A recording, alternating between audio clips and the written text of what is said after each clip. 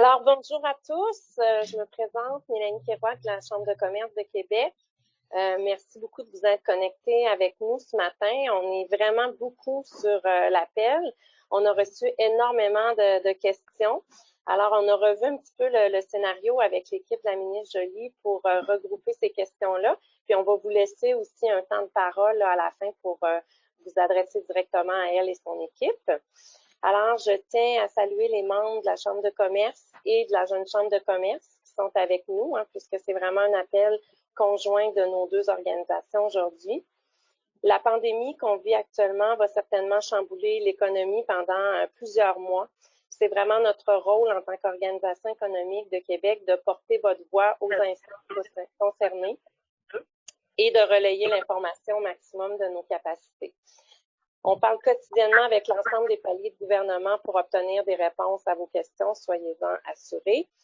Et dans le contexte actuel, on peut tous comprendre que les politiciens ont un horaire qui est quand même assez chargé et je tiens à remercier sincèrement la ministre du Développement économique et des langues officielles, Mélanie Joly, le président du Conseil du Trésor et député de Québec, M. Jean-Yves Duclos, et le député de Louis-Hébert, Joël Lightbound, d'être présents avec nous aujourd'hui et de prendre du temps pour répondre à vos questions et vos préoccupations. Alors, question qu'on optimise ce temps, je vous laisse tout de suite la parole, Madame Joly, pour, dans le fond, adresser quelques mots à nos participants avant de passer à la période de questions. Et merci Mélanie, merci pour l'introduction. Ça me fait plaisir d'avoir l'occasion de vous parler, tout le monde, et puis bien entendu d'appuyer le travail extraordinaire de Jean-Yves Duclos, le président du Conseil du Trésor, et de Joël Lightbound aussi, qui est également le président de notre caucus du Québec. Écoutez, je pense qu'il y a trois choses que le gouvernement fédéral on essaie de faire présentement, et c'est sur quoi on travaille tous les jours. Premièrement, bien entendu, c'est protéger la santé des Canadiens et travailler avec le gouvernement Legault. Et d'un point de vue économique, je vous dirais que le plus important pour nous, c'est que les gens respectent les conditions de confinement, les conditions mises de l'avant par les autorités de santé publique, parce que c'est ça qui, de façon économique, va nous faire sortir de la crise le plus rapidement possible. Donc, plus on est capable d'aplanir la courbe, plus on va être rapidement, plus on va être capable de s'en sortir rapidement. Deuxième chose, c'est qu'on a voulu faire en sorte que les gens puissent respecter les conditions. Puis pour ce faire, il fallait pas qu'ils se posent la question de savoir s'ils étaient capables de payer leur loyer, leur hypothèque, ou mettre de la nourriture sur la table. Et donc, c'est pour ça qu'on est arrivé avec la nouvelle prestation canadienne d'urgence, la PCU, qui est essentiellement l'assurance emploi, mais avec vraiment des conditions beaucoup plus larges, avec un système beaucoup plus efficace. Et l'objectif, c'était d'avoir vraiment une aide rapidement aux gens pour justement qu'ils puissent répondre à leurs besoins de base, alors qu'on sait qu'il y en a plusieurs qui ont malheureusement perdu leur emploi.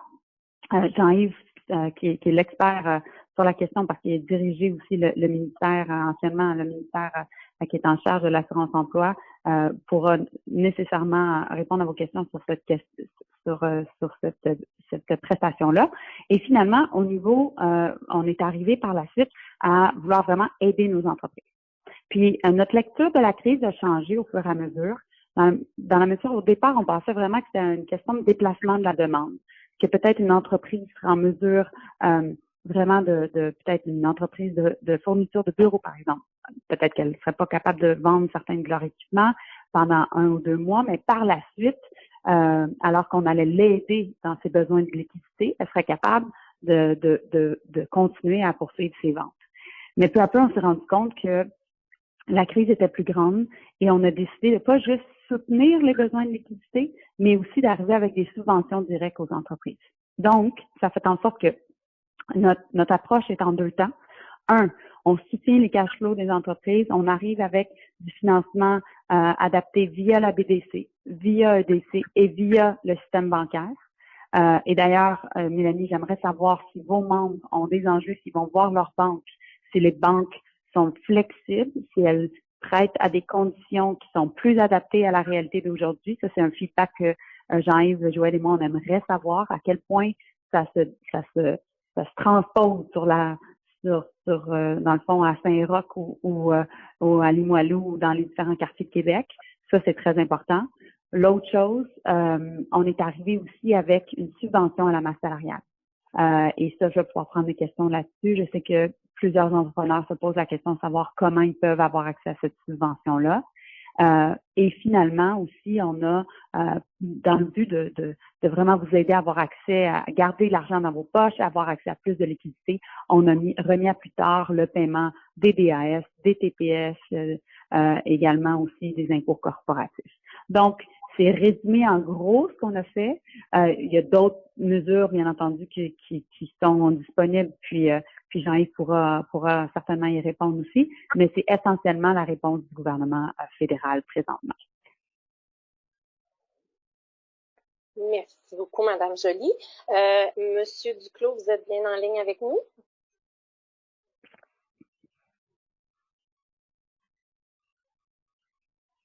Monsieur Duclos. Monsieur Lightbound, vous êtes là? Oui, je le suis. Alors, donc, parfait. Alors, je vous laisse prendre la parole. Je vais être bref, comme le temps est limité et qu'on veut favoriser aussi les commentaires de vos membres, mais un petit mot pour vous remercier d'abord la Chambre de commerce, la Jeune Chambre d'organiser cet appel conférence.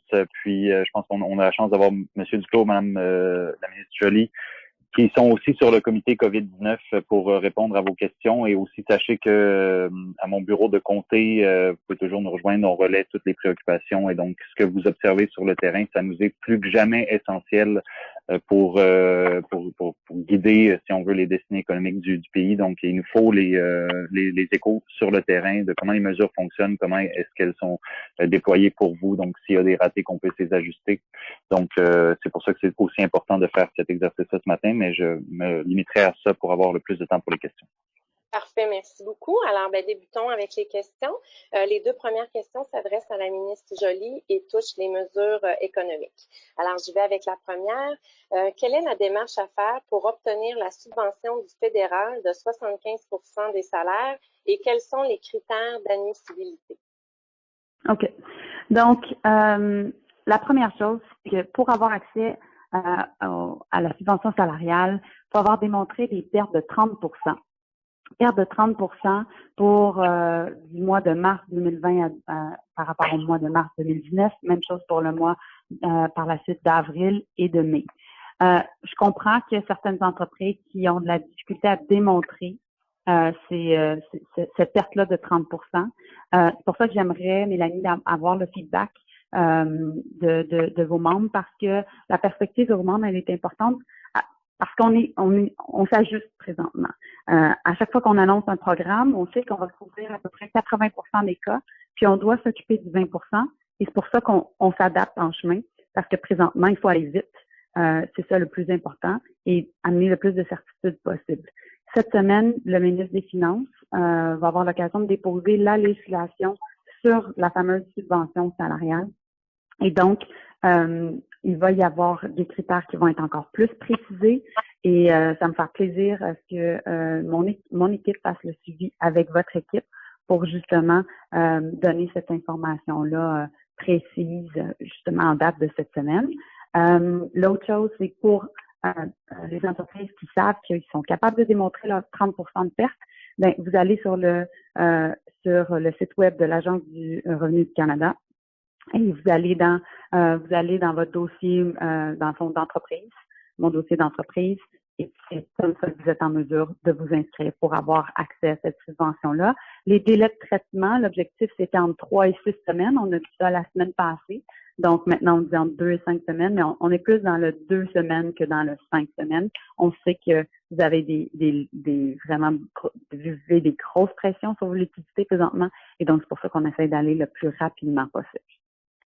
Parfait, merci beaucoup. Oui, il nous fera plaisir de relayer l'information lorsque les critères seront là. Je mentionne aussi aux gens qui sont sur l'appel que sur notre page d'accueil de la Chambre de commerce, vous avez un onglet là, ressources disponibles pour le COVID, et les sites web dont la ministre vient de parler sont très bien mentionnés là, sur cette page-là. Donc, vous pouvez vraiment avoir un point de chute pour toute l'information. La deuxième question. Nous recevons beaucoup de questions sur les modalités des mesures annoncées, que ce soit pour les prêts, les subventions et la PCU. Comme organisation économique, la Jeune Chambre de commerce et la Chambre de commerce essaient de relayer l'information du mieux possible. Toutefois, un membre nous demande s'il y a un endroit ou un site simple sur lequel se trouve et s'explique l'ensemble des mesures annoncées. S'il existe, dans le fond, un tableau résumé ou un résumé à quelque part de tout ça. Oui, on a annoncé ça hier. C'est sur le site cbrn.ca. Allez cliquer pour obtenir la version française. Vous allez avoir la mise à jour complète des différentes dans le fond, modalités des programmes. Donc, que ce soit pour la subvention salariale, la prestation canadienne d'urgence, la fameuse PCI, le 2 000 $ par mois, ou bien encore tout ce qui est disponible via la BDC et via le système bancaire.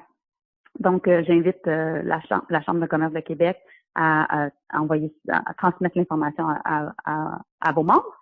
Puis en même temps, aux membres qui nous écoutent, vous pouvez directement aller chercher cette information-là.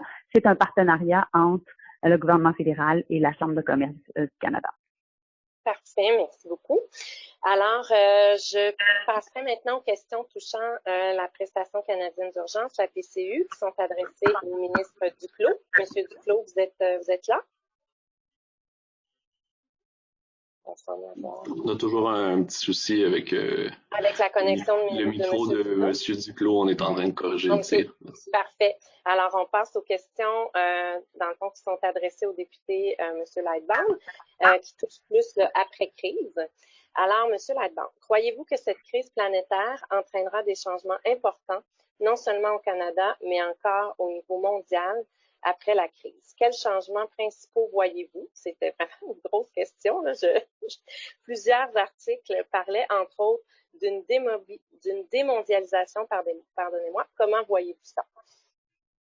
Merci beaucoup. C'est en effet une grosse question. J'ai d'aucune manière la prétention de pouvoir lire l'avenir sur ce qui va nous entendre post-crise, mais quand on parle, par exemple, de démondialisation, je crois que c'est clair que pour le Canada, on va vouloir rester un pays axé sur les exportations, donc un pays commerçant à l'international, mais il est aussi évident, je pense pour tout le monde, puis pas seulement au Canada, qu'il va y avoir une volonté politique et collective de bâtir nos capacités domestiques de production, clairement en matière d'équipement médical, mais je pense que ça peut aller aussi plus loin.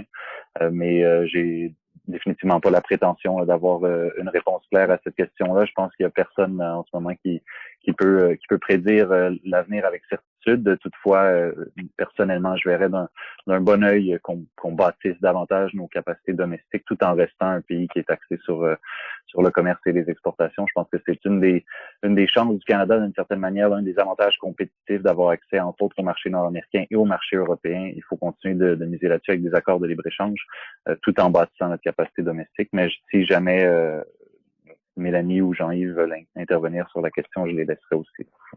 Voilà. Merci, Joël. Je suis totalement d'accord avec tout ce qu'il a dit, parce que c'est sûr que le Québec et le Canada, on est vraiment intrinsèquement liés au marché américain. Puis aussi, différents marchés. On est le seul pays du G7 à avoir des ententes de libre-échange avec nos autres, les autres partenaires du G7. Je pense aussi que le ministre des Finances, Bill Morneau, parle à ses homologues du G7 et du G20, parce qu'il va de soi que les marchés financiers ont été durement affectés par la crise et nécessairement, il va y avoir du travail à faire pour vraiment mettre en place des mesures de macroéconomie pour gérer, dans le fond, les valeurs de nos devises. Donc, c'est certainement des questions qui se posent. Et je pense que la dernière fois qu'il y a eu des grandes conversations de la sorte, c'est sûr que ça date de la Deuxième Guerre mondiale. Mais une chose est sûre, c'est que nous, on va toujours être là pour défendre des règles claires de commerce international parce que on en tire avantage. Et puis au même moment, on doit soutenir nos entreprises ici, s'assurer qu'on peut soutenir le commerce local et qu'on ne soit pas pénalisé parce que justement, on décide de soutenir nos entreprises ici. Merci beaucoup. Un bon début de réflexion, puis une réflexion qui va être intéressante à poursuivre et à suivre. Alors, une autre question pour vous, Madame Joly. Quel est votre plan pour la relance de l'industrie touristique de la région de Québec après la crise? Mais vous savez, l'industrie touristique a été une des premières qui a été touchée par la crise. C'est celle qui, présentement, on sait, les taux d'occupation des hôtels au Québec, au pays, sont environ entre 5 et 10 les restaurants sont fermés, on le sait. Et c'est sûr que ça va affecter le tourisme pendant un certain temps. Et donc, on se pose des questions à savoir comment on va pouvoir soutenir le tourisme domestique, comment on va pouvoir amener plus de touristes, dans le fond, des Québécois, des Canadiens à Québec pour soutenir nos hôteliers, soutenir nos restaurateurs, puis en fait, toutes les personnes qui travaillent dans les différentes attractions touristiques des musées en passant par les grands parcs. Donc, on travaille avec Destination Canada, qui est l'agence qui normalement fait la promotion de la marque du Canada dans le monde au niveau touristique. Et puis, ben c'est sûr qu'on parle plus de soutien au tourisme ici. Et puis là, ben c'est sûr aussi que dans le contexte de la relance, le soutien à l'industrie touristique va faire partie non seulement des conversations, mais très certainement des mesures. D'ailleurs, ça me fait plaisir de travailler avec l'Office de tourisme de Québec. On travaille déjà avec l'Alliance touristique du Québec, avec Martin Soucy, parce que je pense qu'on va falloir avoir une réponse robuste pour le secteur. Parfait, merci beaucoup. Une autre question qui est un peu en lien avec la précédente. Nous sommes à ajuster nos plans stratégiques en vue de l'après-COVID-19. Vous devez faire la même chose de votre côté. Quelles priorités allez-vous privilégier dans vos programmes actuels? Quels nouveaux programmes anticipez-vous? Bien, je pense que la réalité présentement, c'est que le gouvernement fédéral, on travaille encore sur la stabilisation de l'économie. Donc, c'est pour ça qu'un appel comme aujourd'hui nous aide, Jean-Yves, Joël et moi, parce que ça fait en sorte qu'on est capable d'arriver avec des mesures, puis en fait de les adapter.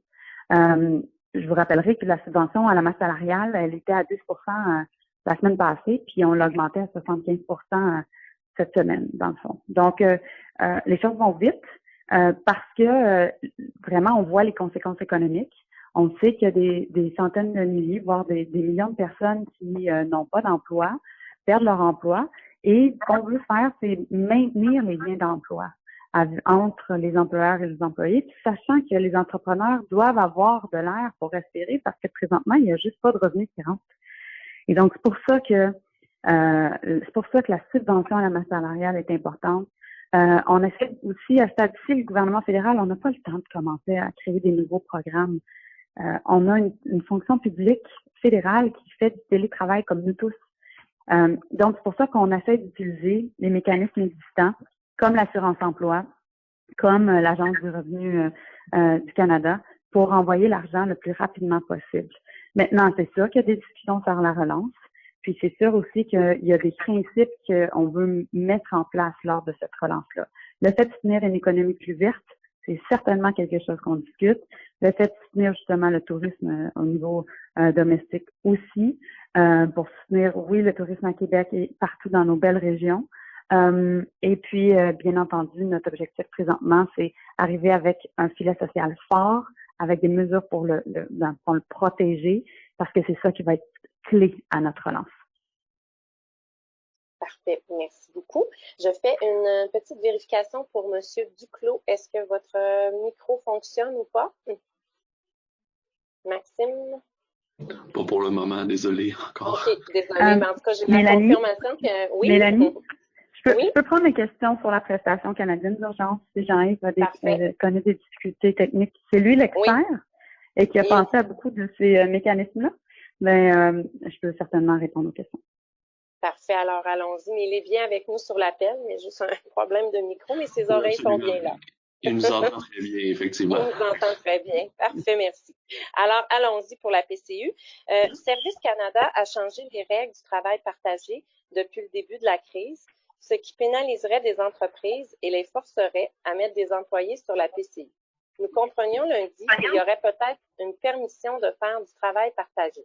Pouvez-vous nous en dire plus à ce sujet et est-ce que ce sera confirmé? Oui, ça, Jean-Yves et moi, on en a parlé et puis on était surpris de la question. Donc, c'était la première fois qu'on en entendait parler. Donc, on va faire le suivi avec dans le fond, à l'interne, puis on va vous revenir, on va pouvoir vraiment faire en sorte qu'on ait une réponse concrète à cette question-là. C'est sûr que essentiellement, là, les entrepreneurs ont trois choix présentement. Soit qu'ils vont sur la subvention à la masse salariale, et puis je comprends qu'on va avoir des détails finalisés cette semaine, soit qu'ils vont sur des ententes de travail partagées. Et l'objectif, à ce moment-là, quand je dis entente de travail partagée, là, avec Service Canada, ça veut dire, par exemple, vous dites, OK, parfait, je garde 2 jours semaine mes employés, puis 3 jours semaine, ils sont sur l'assurance emploi. On a réduit beaucoup les critères du programme de travail temps partagé pour que ça soit moins long pour l'obtenir. Avant, c'était 30 jours, maintenant, c'est 10 jours. Mais c'est quand même plus long pour le gouvernement de faire des ententes de travail partagées à chaque fois plutôt que d'avoir des programmes qui s'appliquent à des millions d'entreprises au même moment. Puis le troisième choix, c'est vraiment, vous dites à ce moment-là, vos employés, vous les licenciez, qu'ils soient permanents ou temporaires. Et puis là, ils ont accès aux 2000 $ là, imposables, qui est la PCU. Donc, c'est les trois choix qui sont disponibles. Entre autres, puis là, après, c'est tout le soutien aux liquidités via les banques et via la BDC. Parfait, merci, c'est très clair et on retrouvera ça aussi dans le tableau que vous avez mentionné tout à l'heure. Alors, on serait prêt à passer aux questions générales là, des gens qui sont sur la ligne. Je laisse maintenant Maxime Dubois, président de la Jeune Chambre, vous expliquer le fonctionnement pour cette partie et il va prendre aussi le relais là, pour l'animation concernant les questions. Alors, Maxime. Madame Kerouac, juste vous dire que M. Duclos est en ligne. Ah! Bon, il est probable que je sois en ligne. Vous m'entendez? Oui, on vous entend très bien. Oui, très bien. Merci. Moi, je vous ai entendu depuis le début, alors vous avez très bien fait ça jusqu'à maintenant, puis je vais être là maintenant pour vous aider. Parfait, merci. Alors, allons-y avec les questions. Maxime, je te cède la parole. Oui, bonjour tout le monde, merci beaucoup. Donc, la façon qu'on va fonctionner, c'est tout simplement que vous levez la main ou dans le chat, donc d'écrire que vous voulez poser une question directement et je vais ouvrir votre micro si ça fonctionne. Si ça ne fonctionne pas, écrivez votre question et je pourrai la lire au ministre concerné ou au député concerné. Donc, n'hésitez pas. Je vais dans l'ordre que je reçois. Donc, j'ai M. Maillard, donnez-moi un instant.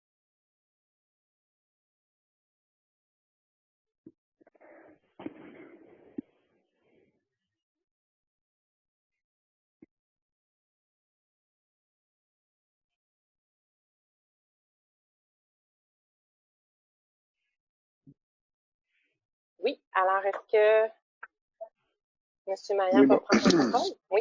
Bonjour, vous m'entendez bien? Oui. Oui. Oui, super, merci. Alors, nous, on est une entreprise en start-up de Québec. Ça fait environ 6 mois que notre organisation est plus ou moins en opération. Avant la crise, on était sur un élan, donc on était déjà dans le positif. La question, c'est, nous, on est pas capable de prouver pour la subvention salariale que, année sur année, première des choses. Deuxième chose, dès qu'on va vers notre institution financière ou qu'on veut regarder au niveau de la masse salariale pour le prêt de 40 000, juste pour augmenter notre fonds de roulement, pour s'assurer de payer nos fournisseurs, nos choses pour continuer d'hiberner, on va dire. Ils nous disent, vous n'avez pas un année de frais, donc c'est plus compliqué pour nous. On est un peu laissé dans le néant. Est-ce que vous avez déjà eu ces questions-là? Est-ce que vous avez des réponses par rapport à ça? Oui. C'est sûr que les startups sont particulièrement affectées. Donc, si vous êtes une entreprise depuis février 2019, donc c'est clairement votre cas, vous avez accès à la subvention salariale. Vous avez, à ce moment-là, il va juste falloir, on fait du cas par cas. C'est comme ça que les règles ont été établies. Puis il va y avoir, dans le fond, des mesures un benchmark là, raisonnable qui va être établi. Donc, moi, je vous invite à vous inscrire parce que certainement, on veut soutenir non seulement nos startups, mais nos startups vont être très, très importantes pour la relance. Et donc, dans le fond, je t'invite à faire en sorte de t'inscrire sur le site de l'Agence du revenu du Canada en expliquant exactement ta situation. Au niveau du prêt de 40 000 aussi, ça c'est quelque chose qu'on en est conscient. Et puis à ce moment-là, je t'invite à contacter DEC, Développement économique Canada pour les régions du Québec, qui est l'agence de développement économique dont je m'occupe, parce que nous, on pourrait peut-être potentiellement voir comment on peut t'aider. OK, parfait. Puis à ce moment-là, pour le prêt de 40 000, c'est que je passe par mon institution, puis ils vont faire du cas par cas, c'est ça? Oui, c'est ça. Pour le prêt de 40 000, c'est par ton institution qui font du cas par cas, mais c'est vraiment pour la subvention à la masse salariale qui font du cas par cas. Étant donné que tu es un start-up, puis tu tombes dans le critère que ton entreprise, elle date dans le fond, de cette année. Parfait. Merci. Merci, bonne chance. Merci beaucoup. Alors, on va passer à une deuxième question. Je vous rappelle la procédure, s'il vous plaît. Levez la main dans le chat si possible. On apprécierait les interactions plutôt que je lise les questions. Donc, je vais donner la parole à Monsieur Sylvain Langlois. Vous êtes en ligne, Monsieur Langlois. OK, bon, bonjour, bon matin. Nous, on est une entreprise qui est dans le secteur des langues. On enseigne le français des étudiants internationaux. Écoutez, on a été frappés de plein fouet. Nous, les frontières sont fermées. On a perdu 95% des revenus. Moi, j'aimerais savoir, oui, il y a de l'aide au niveau des les subventions salariales, ça nous aide, mais ce qu'on voit après, c'est des prêts. On se fait offrir des prêts. Les prêts, il faut les rembourser, les prêts, puis on n'a pas de revenus qui rentrent. Donc, moi, ce que j'aimerais vous demander, dans le fond, c'est qu'il y a des mesures, vous parlez de subventions, mais moi, j'ai pas vu aucune subvention qui aide à payer les coûts fixes, les loyers, les autres frais que les compagnies ont. Parce que c'est ça qu'on a besoin rapidement au niveau de la liquidité. Donc, je voulais voir à ce point-là, c'est quoi vos solutions pour que les subventions qui s'en viennent directement pour payer les coûts fixes des compagnies. Bien, Sylvain, ta question est légitime. Deux choses. Premièrement, tu sais, dans le fond, au niveau, tu es une entreprise de service, fait que au niveau de tes coûts fixes, le plus important, c'est justement ta main-d'œuvre. Au niveau de ta main-d'œuvre, tu as accès à une subvention, comme je le disais, de 75 puis tu vas être capable de démonter ton 30 de perte, fait que tu vas y avoir accès. L'autre chose, c'est que si tu es une entreprise qui a une masse salariale entre 50 000 et 1 million, si c'est le cas, à ce moment-là, tu as le droit à un prêt de 40 000 que tu peux avoir, donc tu as juste à aller à ta banque pour le demander. Et si tu le rembourses en 2 ans, tu vas pouvoir garder 10 000 Donc, c'est une subvention qui devient une subvention de 10 000 La question des autres coûts fixes, c'est une question dont on est très saisi, on est très conscient. Et la question des loyers aussi. C'est sûr aussi que la question des loyers, normalement, c'est une question plus provinciale. C'est vraiment Québec à arriver avec quelques solutions. Je n'ai pas les détails de tout ce que Québec a annoncé, mais je sais que le ministre Fitzgibbon, à qui je parle souvent, est arrivé avec quelques mesures pour aider justement les différentes entreprises. Donc, ça vaudrait la peine aussi, Sylvain, que tu t'informes sur les mesures offertes par le gouvernement de Québec. Je suis convaincue que la Chambre pourra t'informer à ce niveau-là. OK, merci beaucoup. Merci. Donc, on va passer à une troisième question. Monsieur Frédéric Moisan, donnez-moi un instant, je vais ouvrir votre micro. N'hésitez pas non plus à vous présenter et demander explicitement à qui vous posez la question aussi. Ça serait apprécié. Alors, Monsieur Moisan. Bonjour. Donc, Frédéric Moisan, directeur général du Centre de la famille Valcartier, qui est un organisme à but non lucratif, qui est un centre de ressources pour les familles de militaires là, pour tout l'Est du Québec. Donc, ma question première, c'est concernant la subvention de 75%, doit prouver une perte de revenus de 30%. Est-ce qu'il serait possible de faire l'analyse et de présenter une perte par secteur? Par exemple, nous, nos haltes garderies sont fermées dues au moratoire pour la fermeture des garderies. Qui ne sont pas désignés. Donc, nous, c'est une perte de 100% due à la fermeture. Est-ce que c'est possible de le faire pour spécifique à un secteur? Vas-y, pardon, Mélanie, je vais dire deux choses. La première, c'est que j'écoute depuis le début et je suis très, très heureux à la fois des questions et des réponses que j'entends. On est très conscient là, que certaines des réponses sont par définition un peu partielles parce que les informations ne sont pas encore toutes disponibles. Mais le mot-clé là, que tout le monde entend, c'est le mot souplesse et ça s'applique particulièrement à la question de vous, M. Moisan, autour du centre Valcartier. Donc, on est content que les OBNL comme les vôtres soient admissibles, mais on sait très bien, le ministre des Finances le sait certainement, que le mot souplesse va devoir s'appliquer. C'est vrai aussi pour les questions de prêt auxquelles Mélanie a fait déjà allusion. Lorsque vous allez travailler avec les banques et le mouvement Desjardins, avec lesquels vous avez déjà toutes des ententes ou à peu près, mais le milieu bancaire va être aussi à l'écoute de vos conditions particulières. Maintenant, la raison pour laquelle j'interviens tout de suite, c'est que même si j'ai eu deux problèmes. J'ai pas un avantage, j'ai pu tout entendre. Le problème, c'est que j'ai pas malheureusement pu aider Joël et Mélanie à répondre aux questions importantes. Et le deuxième problème que j'ai, c'est que je dois quitter dans quelques minutes parce que j'ai quelque chose que je peux absolument pas déplacer. Mais mon équipe est à l'écoute, et celle de Joël et de Mélanie aussi. Alors, je termine en vous remerciant de tout ce que vous faites, en particulier là, les gens du village, de la Jeune Chambre et de la Chambre de commerce. Vous êtes des signes et des démonstrations de leadership. On a besoin de leadership de tout le monde dans les conditions actuelles. Puis je vous en remercie et je vous en félicite. Merci beaucoup, M. Duclos. Merci pour votre présence. Au plaisir. Merci, Jean-Yves. À bientôt. Pour finaliser, dans le fond, dans votre cas, concrètement, premièrement, les organismes non lucratifs ont accès à la subvention à masse salariale. Donc, bonne nouvelle, c'est ce que Jean-Yves vous a dit. Au niveau, dans le fond, de la segmentation de vos différentes activités, mais je pense que ça vaut la peine que vous parliez avec votre comptable. Si la personne qui vous aide au niveau comptabilité n'est pas en mesure de vous répondre, mais je pense que ça vaut la peine que vous contactiez tantôt le bureau de Joël ou tantôt le bureau de Jean-Yves pour vous aider. On sait qu'il y a des cas particuliers pour les organisations du non lucratif et certainement on veut vous aider à faire face aux défis présentement. Parfait, merci. J'avais une deuxième question rapidement concernant, on a entendu dans les médias dans les dernières semaines, puis je n'étais pas certain de comprendre par rapport au partage de temps, si on veut.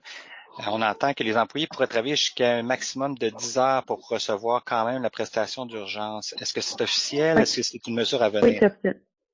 C'est officiel, le premier ministre l'a annoncé. Donc, toute personne qui travaille 10 heures et moins par semaine et qui travaille dans des services essentiels, à ce moment-là, peut avoir quand même accès à la prestation canadienne d'urgence. Pourquoi on a fait ça?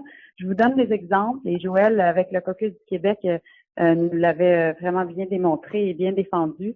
C'est, par exemple, les pompiers volontaires.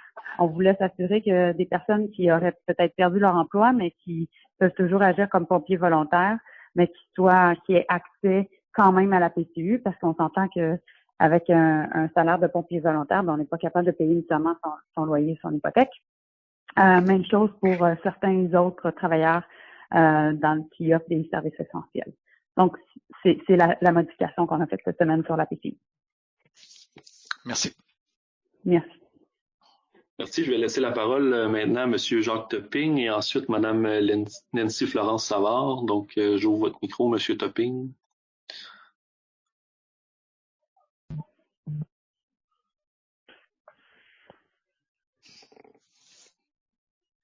Monsieur Topping.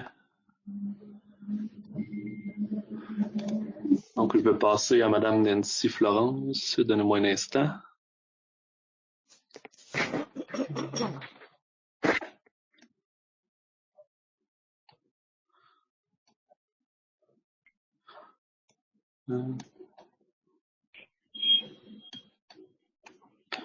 Bon.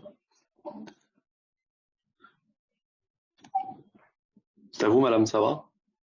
Bonjour, merci beaucoup. Madame Joly, je vais faire rappel à même votre ancienne vie, Nancy Florence Savard. Ma compagnie s'appelle 10e Avenue. Je suis une productrice en long métrage d'animation. Je fais des films en dessin animé. Est-il exact que la subvention salariale ne peut pas s'appliquer lorsqu'on a une société qui est apparentée. Alors moi, j'ai aussi un studio d'animation. C'est 2 compagnies différentes. Il y a la compagnie qui finance les films et il y a une compagnie qui les fabrique. Et parce que 10e Avenue Animation est une société apparentée, il semble-t-il que je n'aurai pas le droit à la subvention pour cette société-là. Est-il exact? Écoute, Nancy, j'aimerais vraiment pouvoir répondre à ta question, mais je voudrais pas te mettre dans une situation où je te donne l'information qui est pas exacte. La meilleure chose, c'est vraiment travailler avec tes conseillers financiers, soit ton avocat ou ton comptable qui t'ont aidé à développer cette structure-là. Ce qu'on a essayé de faire très certainement, c'est d'aider les entreprises qui avaient des opérations directes. Donc, les entreprises qui ont des structures fiscales différentes, ben là, à ce moment-là, vraiment, il y a du travail à faire avec vos conseillers financiers. Je l'ai vu beaucoup dans le secteur hôtelier, par exemple. C'est la première fois que j'ai une question sur dans le domaine de l'animation, puis dans le fond, du domaine culturel. Mais dans le secteur hôtelier, il y a plusieurs hôtels qui organisent, par exemple, qui divisent leurs opérations et dans le fond, la propriété des hôtels par compagnie. Et là, ben, il y a des restructurations qui ont lieu présentement pour s'assurer qu'il y ait accès à la subvention salariale. Donc, ça serait mon conseil. Et vous aviez aussi une façon de faire pour nous permettre d'aller chercher des revenus extérieurs pour financer nos projets ici en faisant appel à des préventes à l'international. Donc, c'était de faire venir des investissements étrangers dans la fabrication de des produits canadiens. Est-ce qu'il va y avoir un plan de relance au niveau de l'exportation puis d'être capable de réattirer? Vous aviez un plan, entre autres, qui était fait pour les femmes entrepreneurs. Est-ce que vous allez avoir un programme dans ce sens-là pour réactiver rapidement les investissements étrangers dans nos productions canadiennes? Oui, il y a différentes choses. Donc, au niveau des programmes pour soutenir les femmes entrepreneurs, c'est sûr que ça fait partie de nos priorités. Donc, j'ai eu des bonnes conversations, même ce matin, avec la ministre des petites entreprises qui dirige la question de l'entrepreneuriat au féminin, Mary Ying. Et puis c'est dans les plans. Donc, ça, c'est la première chose. L'autre chose, au niveau de des exportations créatives, c'est sûr que il y a toujours des dans le fond, des bonnes discussions avec Patrimoine, avec Stephen Guilbeault. C'est sûr que il y a des secteurs où on sait qu'il y a vraiment des pertes nettes qui vont être plus, dans le fond, qui sont plus impactés peut-être que d'autres. Très certainement, le milieu culturel et le milieu touristique font partie de ces secteurs-là. Donc, on a des conversations avec le ministre des Finances présentement. Et dans ce contexte-là, pour savoir qu'est-ce qui serait priorisé, c'est sûr que les exportations créatives, ça a toujours fait partie de notre priorité et de notre vision comme gouvernement. Okay. Je vous remercie beaucoup. Je sais que Nancy, j'aimerais te donner une réponse plus concrète, mais je te donne présentement l'état des lieux. Merci, c'est apprécié. Merci. Parfait. Merci beaucoup pour les questions. C'est malheureusement terminé. Je sais qu'il y en a qui avaient d'autres questions, on pourra peut-être les acheminer à Mme Joly et son équipe par la suite. Alors, merci encore, Mme Joly, ministre Duclos, M. Lightbound, pour votre temps aujourd'hui. Ça nous a vraiment permis d'éclairer plusieurs de nos membres. Merci à tous de votre présence et je vous invite à consulter nos sites web, nos médias sociaux régulièrement si vous voulez être à jour là, en temps réel pour toutes les mesures économiques. Alors, prenez soin de vous et je vous souhaite une excellente journée. Au plaisir. Merci tout le monde. Au plaisir. Merci beaucoup. beaucoup. Au revoir.